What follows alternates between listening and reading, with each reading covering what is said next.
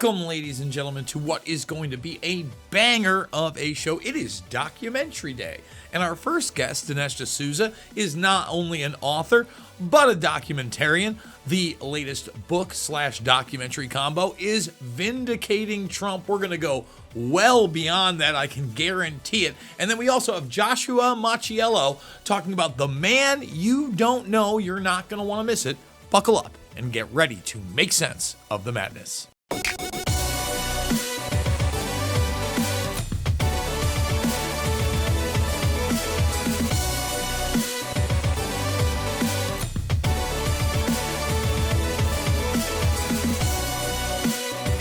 And we are now joined by Dinesh D'Souza. The latest book is Vindicating Trump. And that brings me to the civil cases. Because right now we are in the appellate process of some of those big rulings against Trump to the tune of almost $1 billion. It does seem like they are going to be thrown out, as they should be. What are your thoughts on this? Are we going to see more of it? We know that we have the sentencing, for instance, in the criminal New York case of the 34 felonies coming up after the election, supposedly.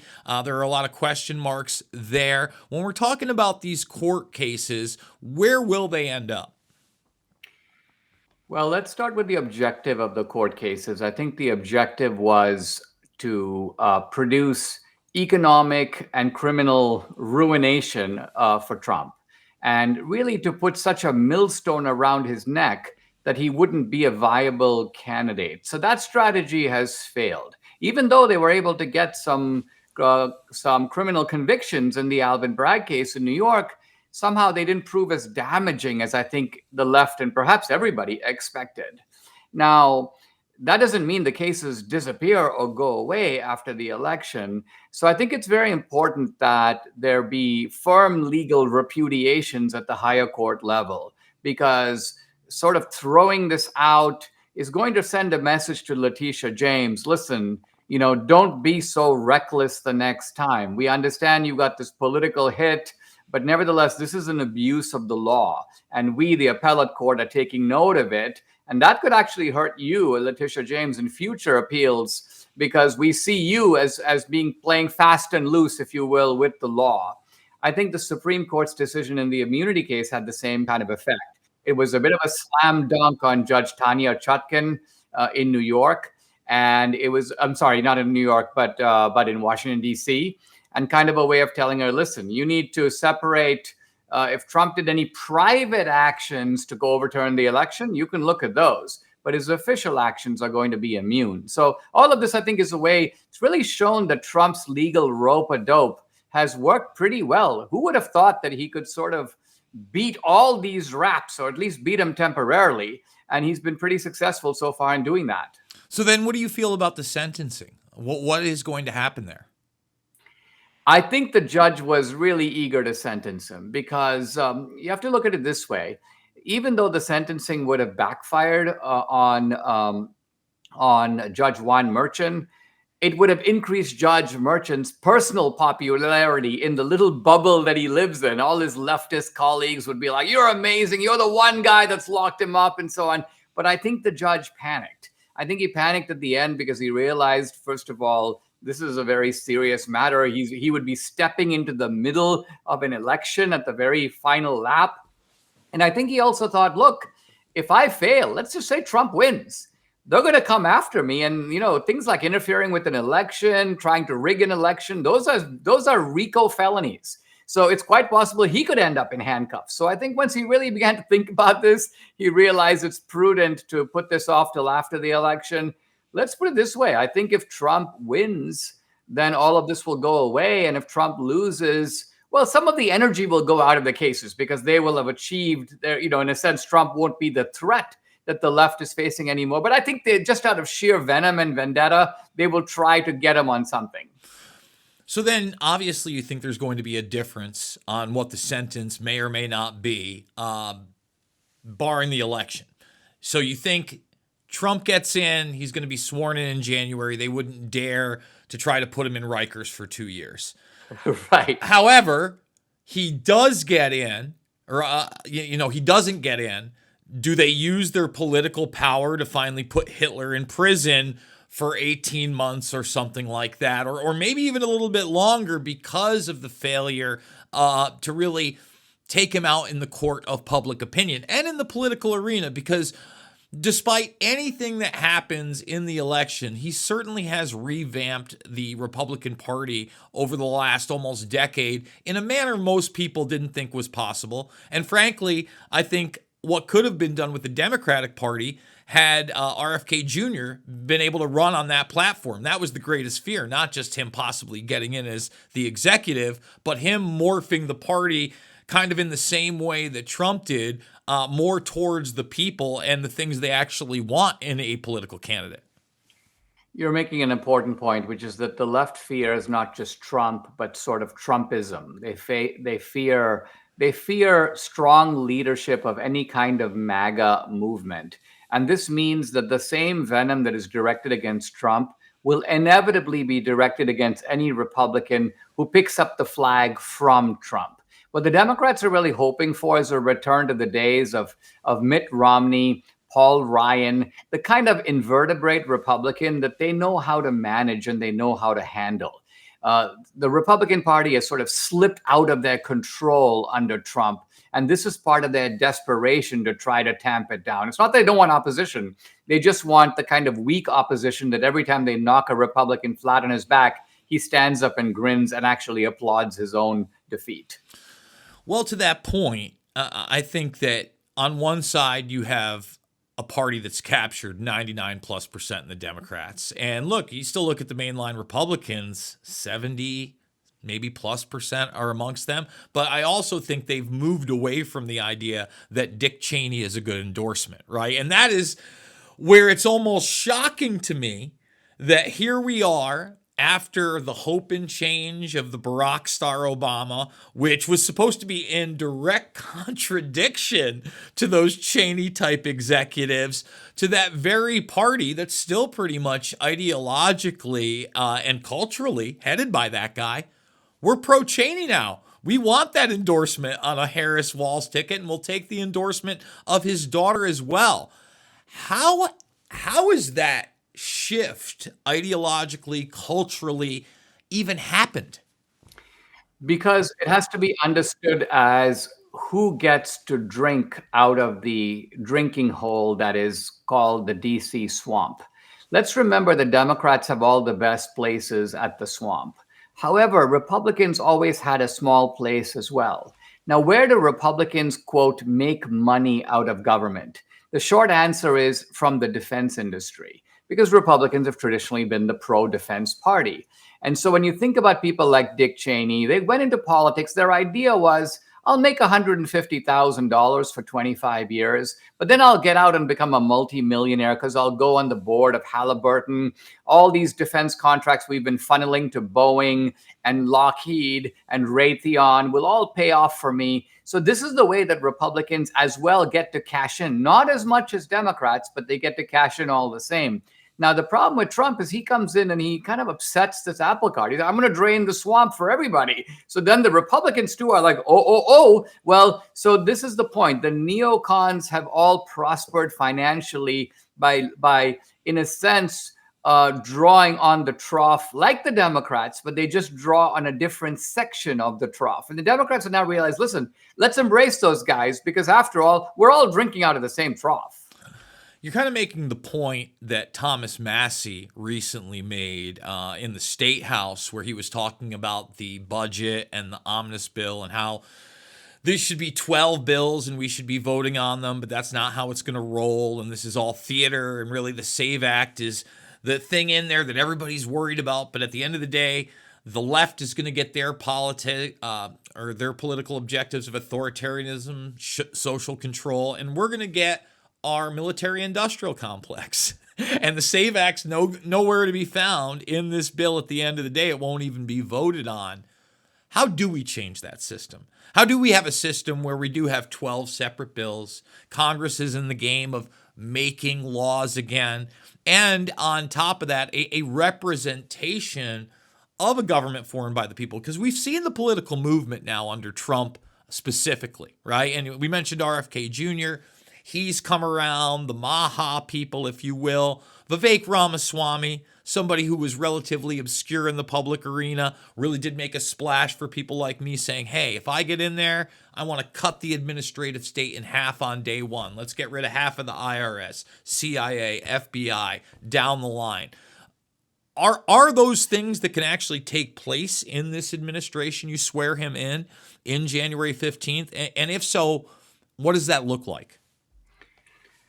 I don't know. I say that because it will be sufficient for me to simply interrupt, thwart, and block all the really bad things that the Democrats have been doing to the country. The country, to me, is heading for a precipice, and a Trump election averts the precipice. Now, you're asking, does it go a lot further?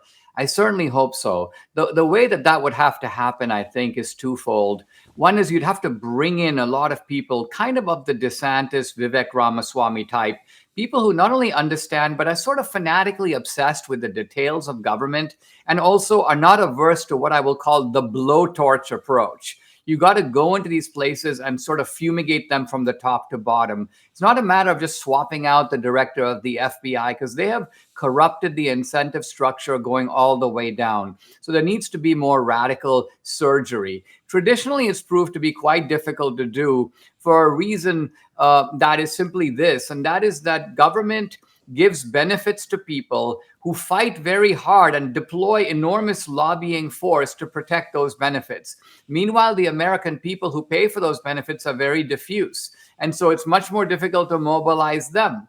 And so this problem, I don't think we figured out how to solve yet. And I'm not sure Trump has solved it yet. So we're not going to get out of the woods with Trump, but we will make substantial progress. And a lot of it depends on the key appointments that Trump makes.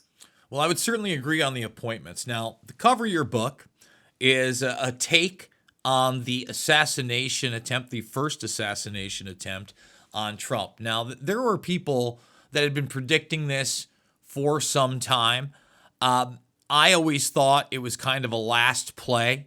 I was still in shock when the first president in my generation got a shot off against him. I was around, I was 2 years old when they shot Reagan.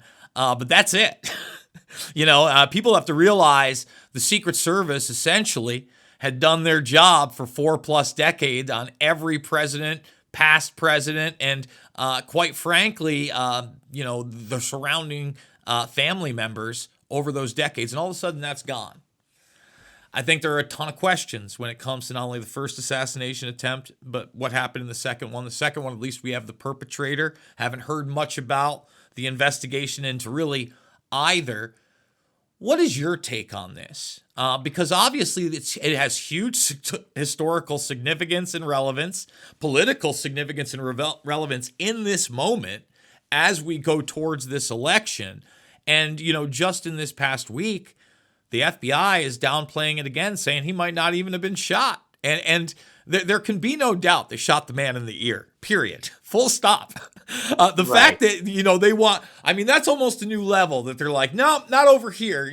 That's not real. It's a truly. Not to mention the second assassination. Look, the thing is, I think that these two assassination attempts are not the same as the Kennedy assassination attempt or the Reagan assassination attempt for this key reason, that with Trump, you have got a group of people who have been saying explicitly, this guy is like Hitler circa 1933. He's a mortal danger to the country. What they're saying in a different way is it would be good for this guy to be assassinated. They never say that, and they don't put it that way. But that's sometimes the way they do, Dinesh. Pardon? Sometimes they do. Sometimes they do. And that is and if somebody is unhinged, sort of a Thomas Crooks, he's going to be like, well, I guess what they're telling me is I can be a real hero.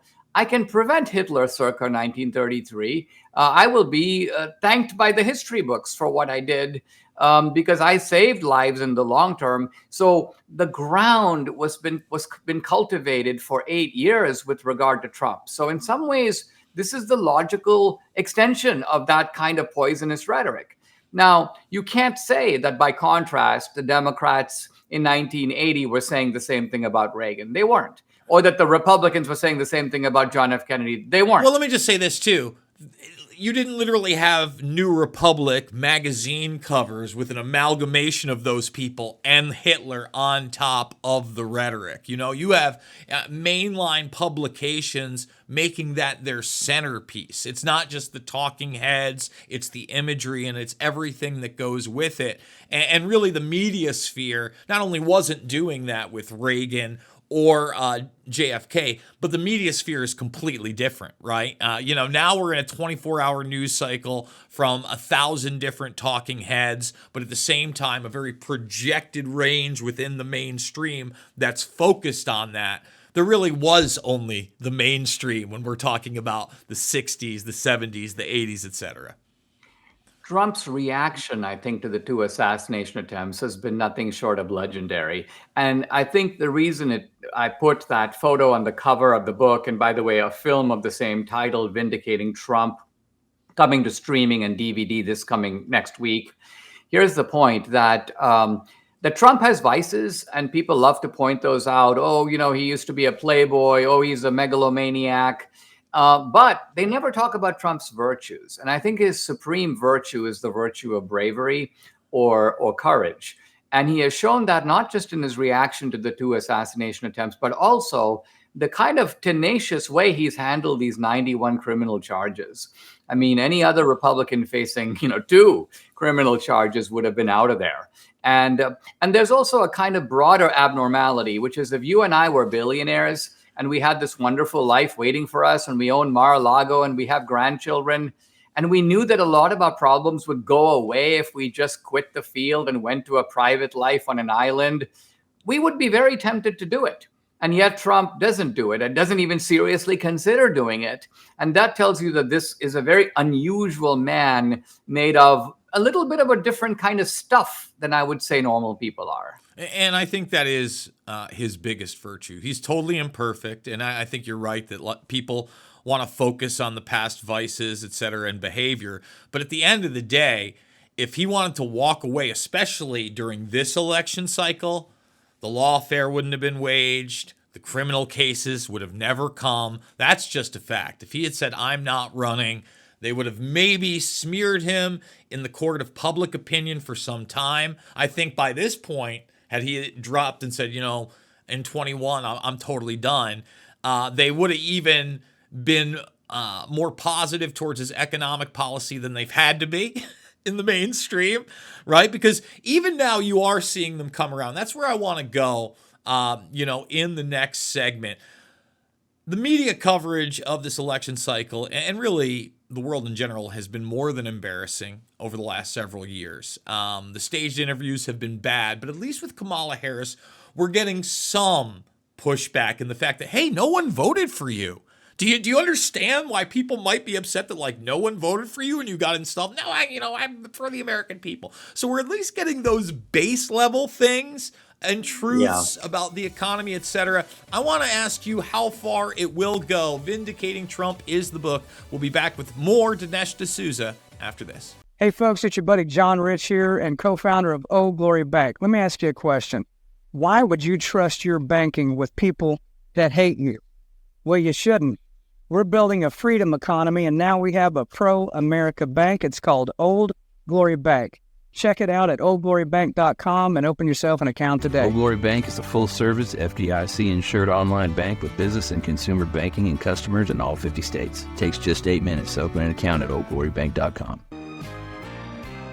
I couldn't give anything a higher endorsement. I would be remiss had I not include Cardio Miracle on my very short list of secrets. It's the real deal. It's a real product. It's not another supplement. I'm operating about 6 to 8 hours, and I've noticed that being on this Cardio Miracle has made a huge difference. Since I started taking Cardio Miracle, about 8 months into it, the benefits have been fantastic. If I get hungry, then I just have a Cardio Miracle. Not only is it safe, but it's necessary to take Cardio Miracle to stay well. This let me sleep. It's feeling with more energy, more get up and go. And it's all because of what this company does. For me as a doctor, Cardio Miracle is a staple. Cardio Miracle to me is hope in a glass.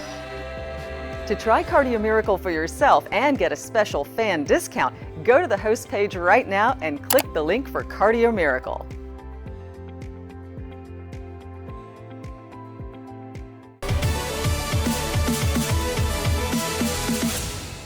Somebody has to help this country, and if they don't, the country and the world are in big trouble.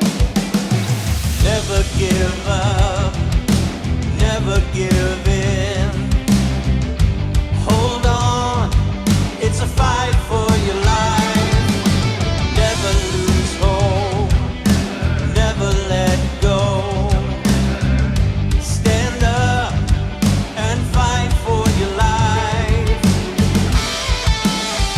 Lift your head high, fist to the sky.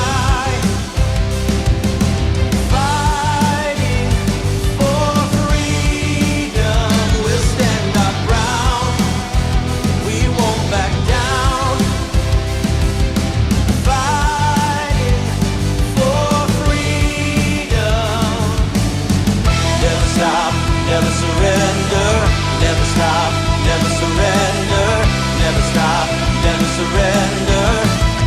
Keep fighting, never stop, never surrender, never stop, never surrender, never stop, never surrender. Keep fighting. We gotta fight, fight, fight, whoa!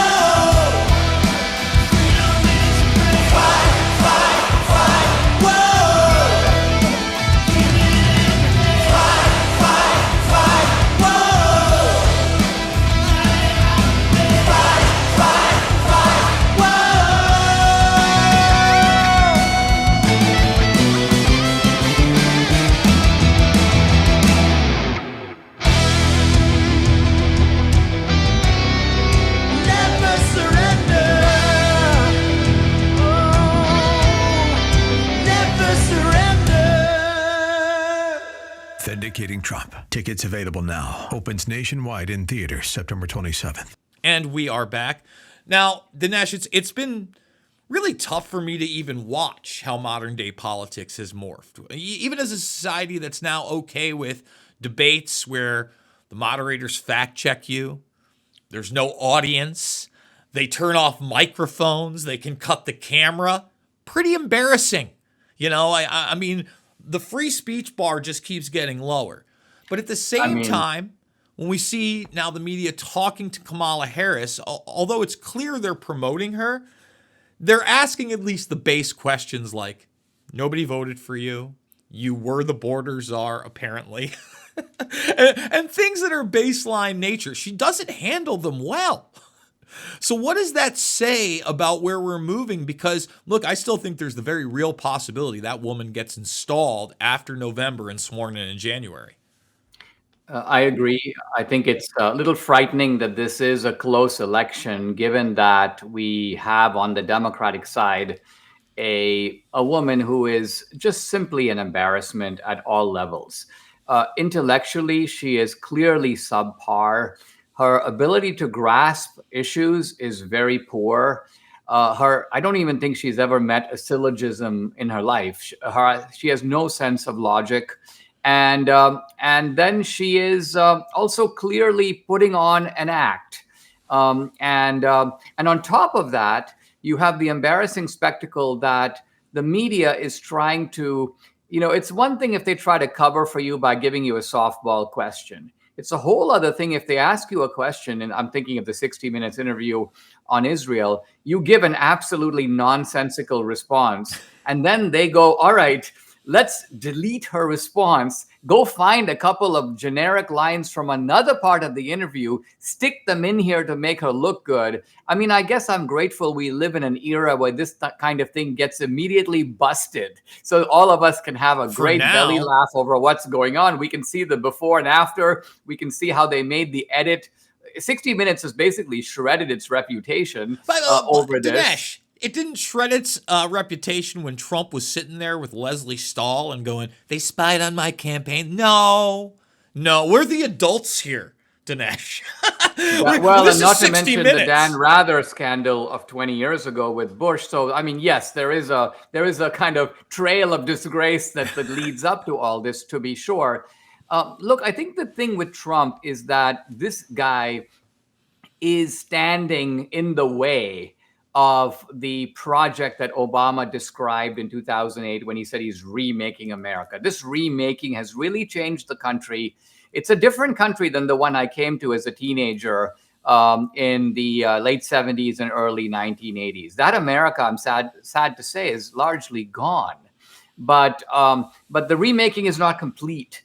And Trump is threatening to block it. And he has the larger than life dimension where he could succeed. And that's why the Democrats are scared of him. They're not scared of any other Republican because I think they think that they can manage them. The other Republicans are kind of like the old sheriff in the Western movies where the gangsters know that they can pistol whip this guy. But they can't pistol whip the new stranger who came over the mountain, the Clint Eastwood figure, and that's Trump. One of the things we haven't discussed is the promise of the mass declassification of documents pertaining to events like JFK, RFK, MLK. 9/11 in particular holds a certain place for me because not only is that modern, but I've argued for the last almost 2 decades that our entire foreign and domestic policy is based on the narrative that we were sold on 9/11. From the Patriot Act to Homeland Security. I mean, you go down the list to the surveillance that takes place in this country. If you're now, I don't even know if that's possible. You can declassify those documents, or if he can get me declassification. But if you rip off the Band-Aid there and you let everybody see what the quote-unquote deep state, administrative state, intel communities have really been up to in that regard and post that regard, I think you do have an opportunity for a reformation of the system and hopefully a move towards a constitutional republic. Now, whether that comes along with criminal accountability and the type of criminal accountability you were talking about in kind of the treasonous behavior we've seen against Trump waged via lawfare, is that a possibility? And what are your thoughts on these ideas? Is this a lot of lip service, or are we going to get some of these documents? And what are the importance down the line of the, kind of 60s to 70s assassination documents to something much more modern and I would say intricately complex like 9/11?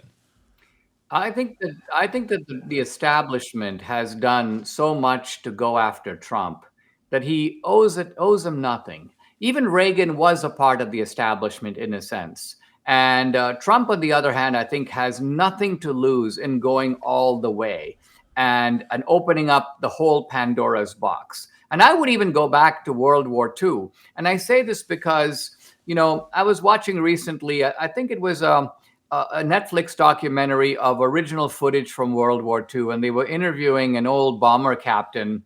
And this guy was just talking about the fact that he was given his orders. And he says, I look at them and I was told to bomb this building with 20,000 people in it. And I said, who are the 20,000 people? He's like Nazi soldiers and so on. And they were like, no, that's actually German women and children sheltering in that building. And the guy was like, are you joking? Are we the good guys in this? What are you telling me to do? And they were like, do it. That's your order. And the guy goes, I had to do it. So this kind of gruesome behavior that's frankly been excluded from the textbooks. Dresden. We don't hear about it. That was the good war. Wow. It was all, the Allies were the great guys. We made some dirty compromises with Stalin. We sent all kinds of escaped Russians who were fleeing the Gulag back to their deaths. That's, by the way, in Solzhenitsyn's Gulag archipelago. So the point I want to make is I don't think that it is wrong. I mean, in some ways, the left says, yeah, we got to look at the downside of our own history. Yeah, we actually do. But we want to do it in a fair-minded way. And I agree. The Epstein list, let's hear what that is. Let's open up the Pandora's box and take a good look inside, because I think these institutions have earned our distrust, and we have every right to look and find out what else we have not been told. And you mentioned World War II, the Dresden bombings. You didn't even bring up Operation Paperclip and the mass classification in regards to the Nazis that we brought over that helped create our intelligence community, become part of, our Central Intelligence Agency, NASA, etc.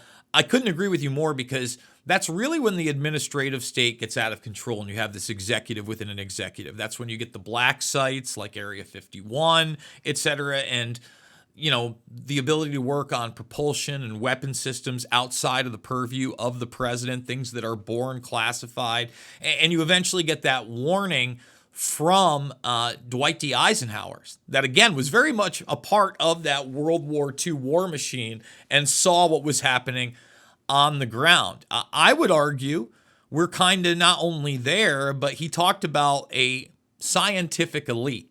And we probably never heard more about the science than the last 4 or 5 years.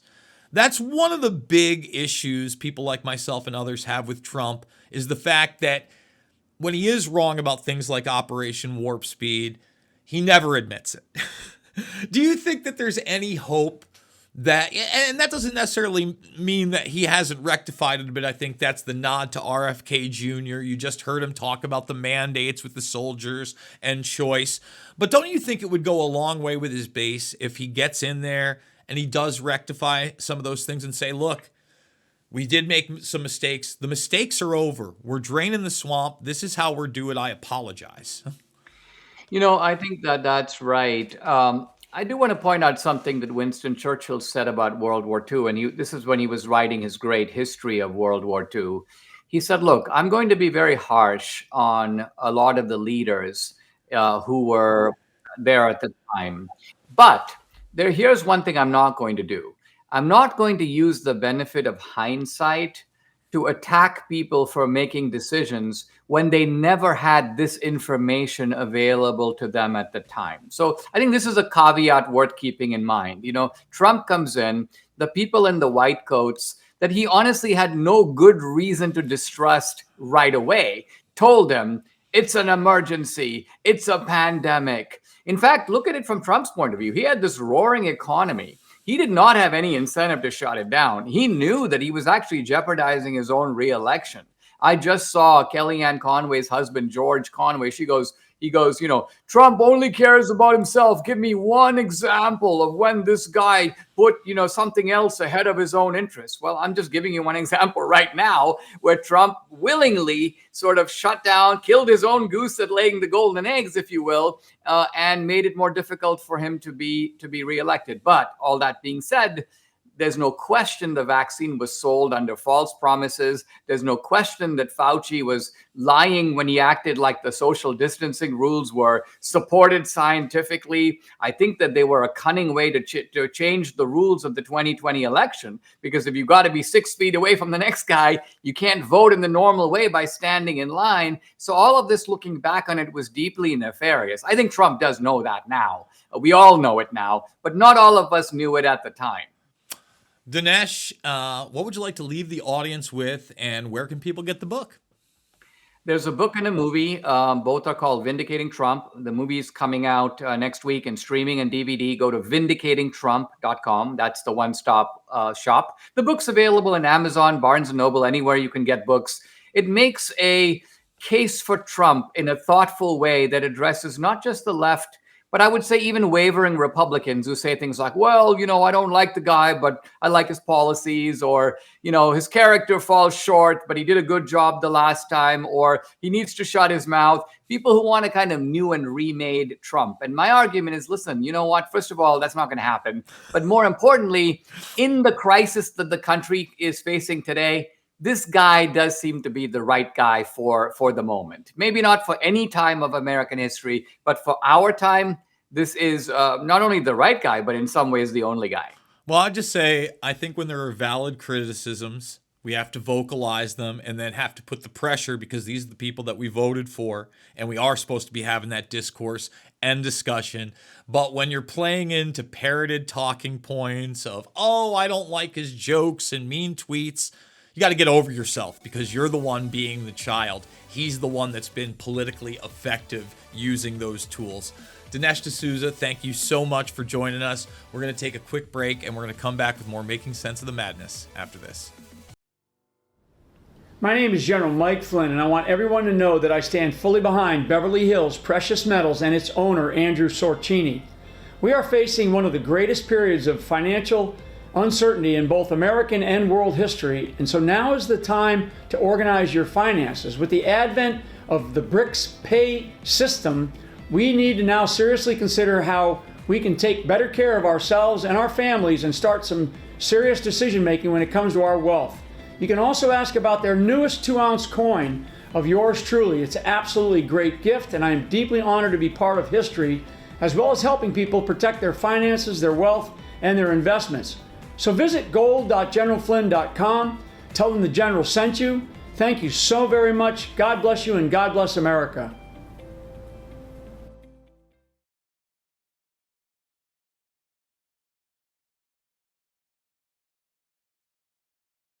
The Donor Deck represents a groundbreaking independent crowdfunding initiative driven by patriots like you to bring back our esteemed President Donald J. Trump to office. With unwavering passion, we pledge all profits from the sale to MAGA Inc. and Fight Like a Flynn PAC. The exquisitely detailed challenge coin is a timeless collectible to be passed down to generations. It symbolizes your continuous dedication to assisting President Trump in his quest to rejuvenate America to its former greatness. Get your Donor Deck now. Go to thepatriot.tv store and click on Donor Deck. Enjoy the magnificent artwork and scripture on each playing card, knowing our appreciation for your continuous dedication to assisting President Trump in his quest to rejuvenate America to its former greatness. You'll get this keepsake collectible challenge coin acknowledging your support for Donald Trump's run back to the White House, and the Donor Deck of 52 exquisite playing cards, plus a beautiful display case to show your challenge coin. Go to thepatriot.tv store and get your Donor Deck now.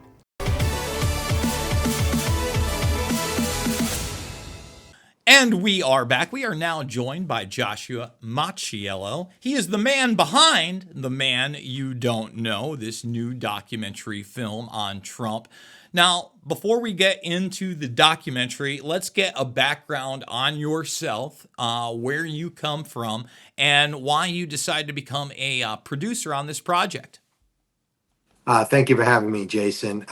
We formed this studio in 2019. I came up with the idea when I saw how woke Hollywood was, and just things that were being forced down our kids' throats, and wanted to do something different. So I went to a couple of friends of mine, Arthur Sarkeesian and Derek Chan.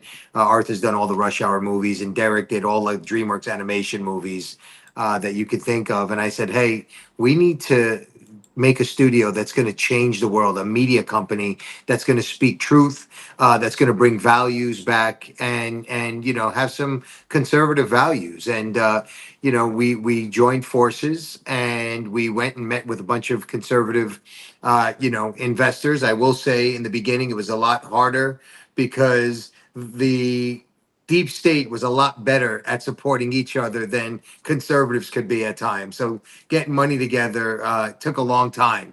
But once I think the world started showing its true colors, conservative folks started coming out of the woodwork and just started, backing our ideas and ideologies. And, we started our first 2 movies as documentaries of the studio, which is not, Arthur's done like Rush Hour, he's got billions of dollars of box office. Derek has done Shrek, Madagascar, Kung Fu Panda, and all these kind of movies. But it was needed to have a voice for this movement. I think folks were, and especially in the entertainment business, were scared to speak in this movement. Because if you said Donald Trump, all of a sudden you're a racist, and you support all these bad things, which the media told lies about. So we needed to be a voice. I said my main thing is I'm going to bring media back again. So let's talk about this shift in Hollyweird. Because look, it's always kind of had this progressive tint to it. Let's see how far we can push this genre or that movie or this franchise, etc., for sure. But when you were talking about the type of films from Shrek to Rush Hour, a lot of this stuff has been based in traditional family values and cultural values, right? Certainly around the family basis, around the buddy comedy, around helping one another.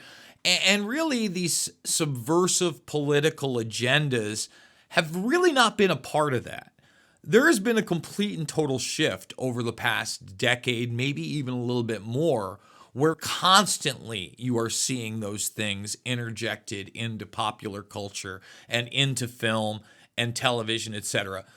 When did you start really noticing that massive shift? Look, we grew up at a time where I was watching shows like Different Strokes and Family Ties and Good Times and Silver Spoons, and they all taught messages at the end of it. So as I began to be a family man, married, I got three beautiful children, my beautiful wife Anna, and we basically were raising our kids, and I started to see slowly but surely, whether it was in Disney shows, and things were starting to get a little more provocative, and you know, Hannah Montana started changing into I Am Miley, and things like that. You started to see differences, and I was very grateful to God. I'm a man of faith. I'm on my hands and knees praying 3 times a day. I was very faithful to God that my kids were the age they were, because I feel really, really bad for anybody with young children now, because now it's a free for all for them. You know, they want sex changes and they want you to be okay with all of these ridiculous things and not allow kids to be kids, you know. So I started to see it come a little. And then 2019, when all the world began to really expose itself and shift, is when I said, "Nah, enough's enough, man. We're gonna do something different here. We're gonna take Hollywood back."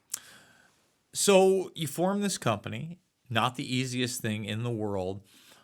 Why does Trump become a focal point? You know, obviously he has been at the forefront of kind of transforming traditional politics and even traditional narratives, etc., in a manner I don't know any, whether it's political figure or pop culture figure, has been able to do in the past, especially on the scale that we've seen. I think he's an imperfect guy. I have a lot of issues with even some of his policy, etc. But I'm also not blind to see the positives of a lot of all this and the pushback against what we were just talking about. So what are your thoughts? Well, God uses imperfect people to get his messages across. I mean, it's through all of all the scripture. You could see that.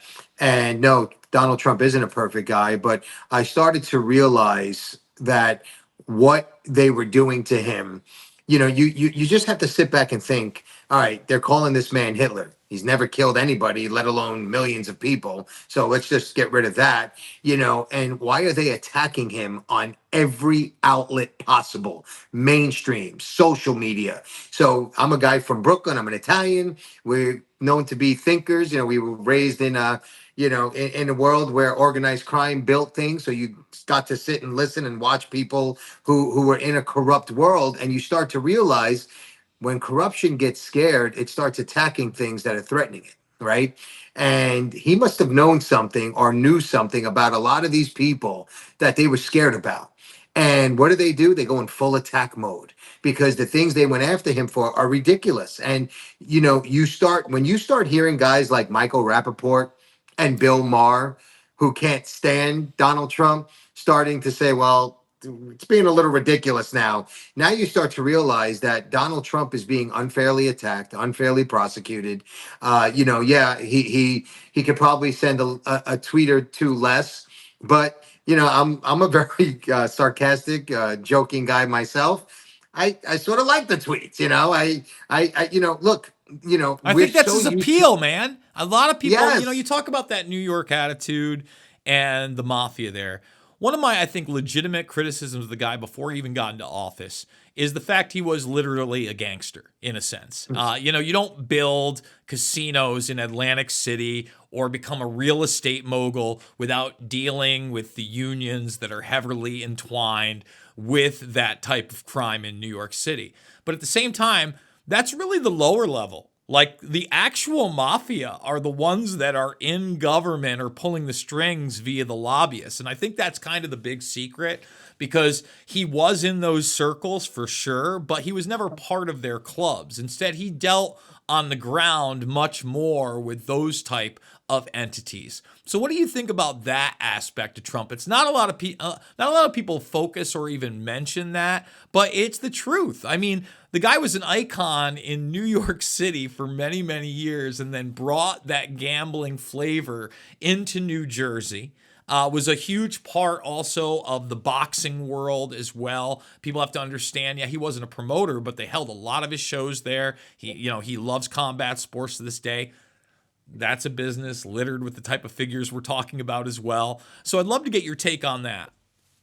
Well, what we got to really learn making this movie, everybody, Dinesh had a movie he put out and he addressed certain topics, January 6th, the election and stuff. We stayed with The Man You Don't Know. So we got to go deep into 60 plus year friendships that people had with him, so we can really understand the character of who he is and the mind process. And you realize that he's never changed. Yes, he had to rub elbows when he was a tycoon building buildings with some folks who were nefarious, but they couldn't get to him. Sammy the Bull publicly has told stories saying we tried to get to him directly. They couldn't, because he was so smart enough to keep himself distant, even though the Italians controlled the concrete and they controlled the unions and this. He was still smart enough and just maneuvered in a way that kept himself distant. And then when you get into politics, look, man, the Epstein thing is the most remarkable thing that has hit this planet, and it really opened a lot of things into corruption into this world. And why I'm bringing that up is we come to talk to law enforcement while doing this that said, hey, there was only one man that was willing to help and offer anything up when the Epstein stuff, once he kicked him out of Mar-a-Lago, he's like, hey, whatever you guys need, give me a call. Everybody else who potentially was around Epstein, they would not even speak to anybody. And what does that tell you? That he's never had anything to hide.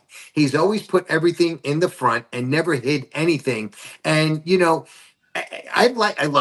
I learned a lot about the man's heart. He's very philanthropic. He's very giving. Yeah, blunt. I'm blunt. People can call me, names and say, I'm probably an ass at times to people. But, that's the New York, that's the New York. We'll tell you, you'll never have to guess what Donald Trump's going to say to you. And you'll never have to guess. I'll always say it to you. We're very similar in that regard. So that bluntness is really who he is. But at the end, what we've learned, Jason, through this movie is the man who was the son of a developer, who became a developer himself, who became a TV star, who became a president. He was always the same. From the people you talk to who knew him for 60 plus years, he's never changed. You mentioned the fact that he worked with or offered to work with law enforcement. I'd just like to interject that Bradley Edwards, who was a attorney for several of the Epstein victims, iterated that same exact thing, that he was the only one that was willing to talk after the fact. And he, again, I've followed that case from the very beginning. You look at what happened at Mar-a-Lago and the documentation that came out, and there may have been some falling out otherwise, but he absolutely did excommunicate himself from Epstein. And that's something that I think is really important to look into and emphasize. And I hope that does drive him to release all of the Epstein documents, all the MLK, JFK, RFK, 9/11 documents that he's talked about. We got to take a quick break. When we come back, I want to talk about the film and what's focused on. Final segment of Making Sense of the Madness after this. Hi, fellow patriots. How are you today? No, really, how are you? If you're looking for a way to energize, depuff, revitalize your skin, and maybe soothe some sore muscles, look no further than the Patriot TV store and the new Skin Renew Spa IO system.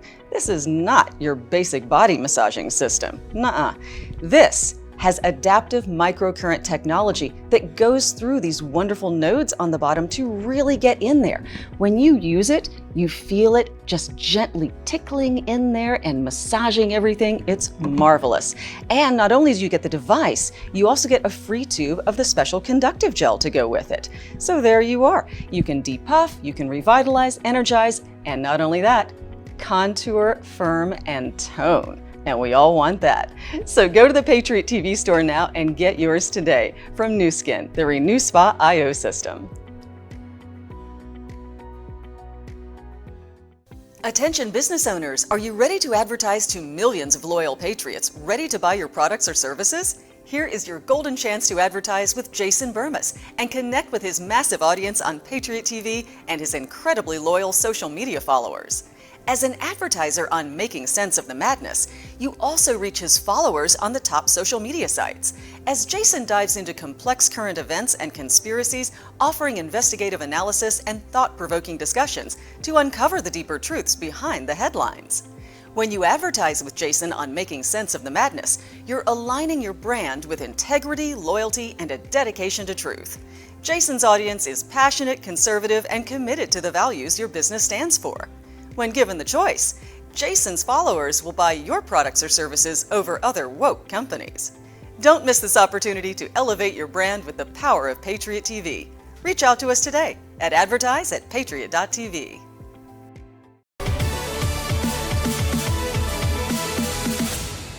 And we are back. And let me just say, I'm also, I like the mean tweets. I like the way he debates. I like the conference. I'm a New York guy. Probably same era. I'm 45.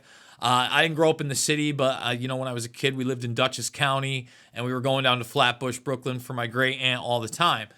I think that is appealing. I'm very blunt also.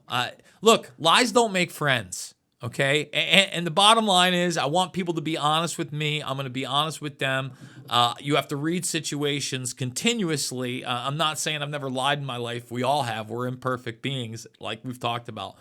But somebody like Trump, who is blunt down the line and actually enacts a lot of the policies he said he was going to. Again, not perfect. There were certainly things that he did not follow through on.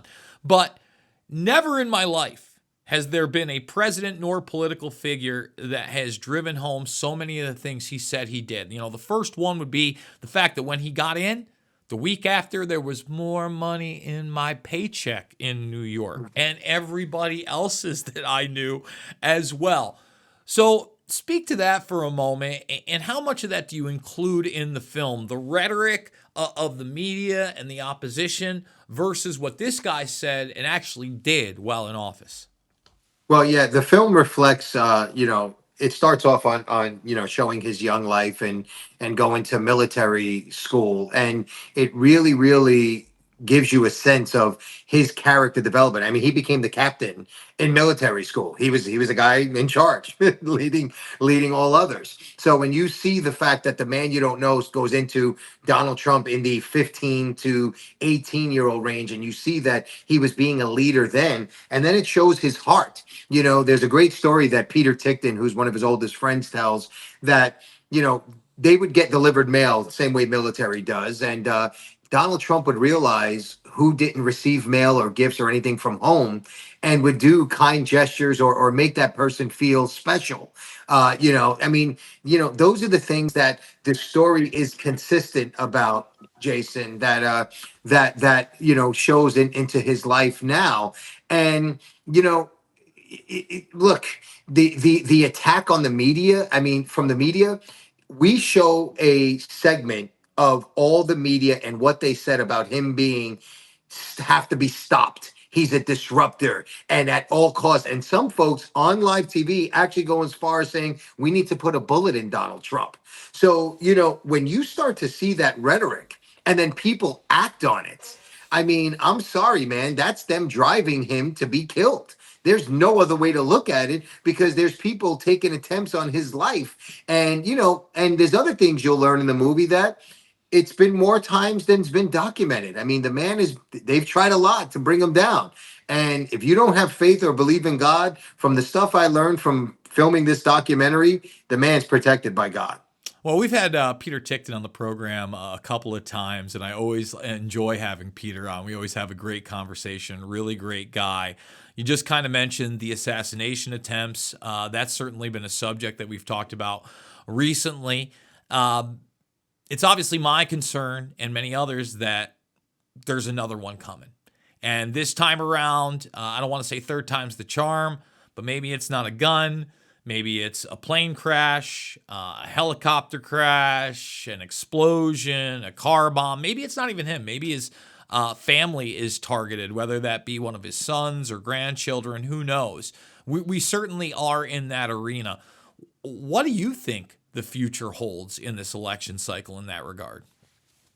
You know, I know they took a lot of extra measures because we did this movie with the family, so they took a lot of extra security measures because in anticipation for that, because there had been reports that people were trying to get close with rocket launchers to the plane and things. I mean, this is what this man is dealing with. And you know, I pray every day that God can protects him, his kids, his grandkids. That's all we can do because look, man, evil is powerful. And if you look at where we are in the world right now, evil's on the rise. I mean, you got people who are running for president. I mean, like I say, it looks like to me jihad's on the ballot.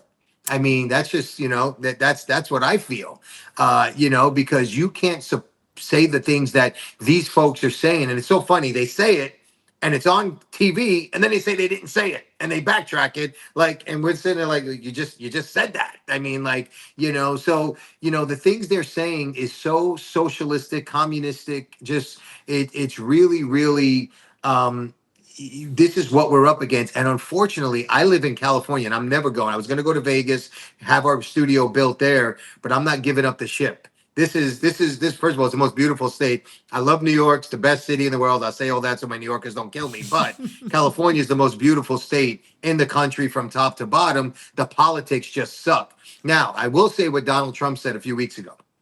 If we had God or Jesus counting the ballots, he would win California. I believe that because everybody I talk to I think he'd win New York. I mean, I think that's agree. where we're really at. And that's a whole nother issue. I wish we had more time.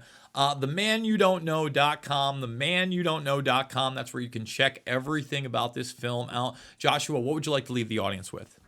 Listen, go out and vote and watch this movie and learn who the man really is. Then you will feel really comfortable voting for Donald J. Trump. TheManYouDon'tKnow.com, GlobalAscensionStudios.com. You guys have Frank. By the way, I made Hulk Hogan cry twice in this movie talking about the assassination attempt. It was pretty awesome. Hulk, don't beat me up. But I appreciate you guys, and I love the work you do, Jason. Keep it up. All right, thank you so much.